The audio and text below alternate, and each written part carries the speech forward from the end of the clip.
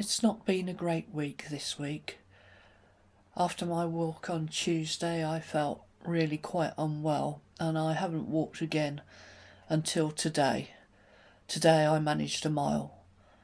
Not quite sure what's going on. Problems with blood sugar, I think. It's been a bit disheartening not being able to do the exercise, and I've indulged a bit more with the food than I should have done.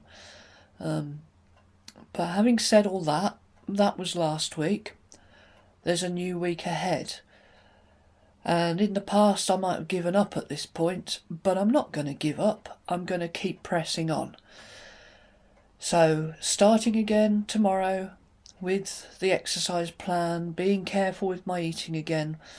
Last week was just a write-off.